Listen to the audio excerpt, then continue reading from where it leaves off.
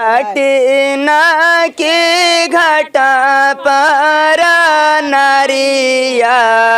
नारियल की नाम बेजारूर नारियल की नाम बेजारूर उजे गंगा जी के पानी में धोलइबे अर्घा देबे जरूर अर्घा देबे जरूर सुना छठ जानी कर बई हो दीनानाथ गोदी के बालकवा बरिसान गोदी के बालकवा बरिसान सुखे संपत्ति से घर जानी हो भरी हा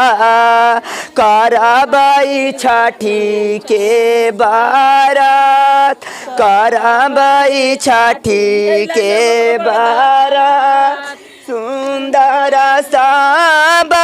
सुकना जानी हो दिहाला छठी के करबई बारात छठी के करबई बारात। अच्छा, छठ का गाना आपको कौन सिखाया इतना इच्छा? देखिए कोई सिखाते नहीं, हम अपना से लिखते हैं। अपने से लिखते हैं? आपको अभी अच्छा सा गाना सुनाएंगे आपको। अच्छा। देखिए आप कैमरा घुमाइए, कितना गाना सुनने के लिए भी लोग हैं यहाँ पे, सब तरह घुमा दीजिए। हाँ सब गाना से भूजा भी खाते गाना सुनते हैं। हाँ अच्छा गाते तो काहे नहीं फिर लगे क्या? अच्छा गाते फिर लगेगा क्या? सब ये आपको कोई सिखाया है कि अपने मन से गाते हैं? एगो चकवा घिसना चकवा का, चलिए सोने के चकवा ऊपर चकवा